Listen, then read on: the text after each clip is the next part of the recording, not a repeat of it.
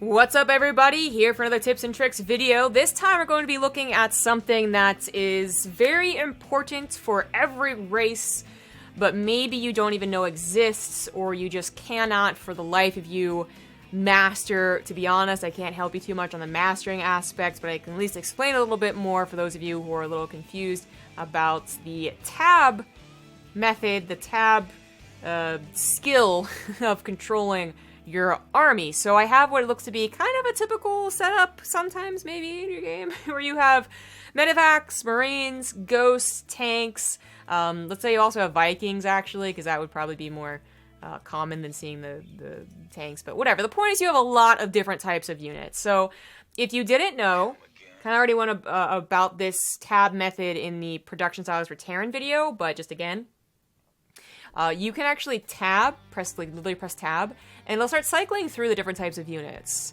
So that's gonna, go to the Marines, and then the siege tanks, and then the Vikings, and so on and so forth. And there is a set priority, which doesn't usually affect the game too much, aside from this scenario, or when you're using Ravens, because Ravens have a stupidly high priority, but that's neither here nor there. So, as you can see, currently the ghosts are the ones that are going to be the primary, like, okay, this is what you're gonna box drag over your units, and you're gonna have ghosts. So you're gonna have your EMPs ready to go, and that's amazing. But, I'm like controlling this huge ass army against like a Protoss army, and I gotta do a bunch of other things, right? Well, the bad news is that even though the tab will bring you to a different subsection of units, it will not change how you move them. So even though I'm on the Marines right now, that doesn't mean that the Marines are the only thing that's moving. So that's like kind of the downside of it. You still want to have control groups. This isn't the easier way to do, StarCraft. There's no easy way to do StarCraft.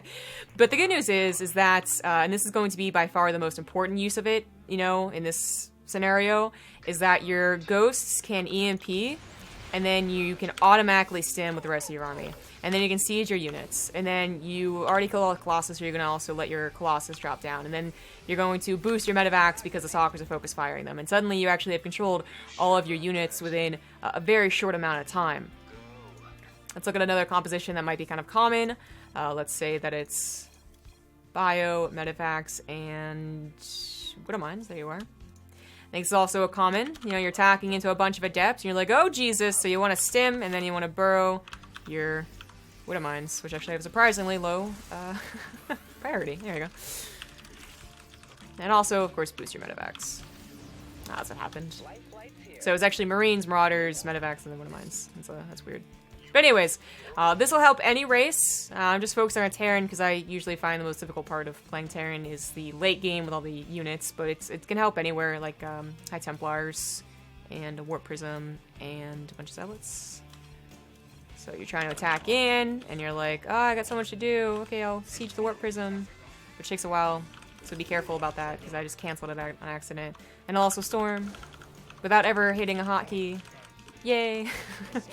Yeah, I don't suggest playing without hotkeys, but I guess if you really wanted to, then tab would help. So hopefully this is going to help you in your future games. Good luck in StarCraft, and see you next time for another tips and tricks video.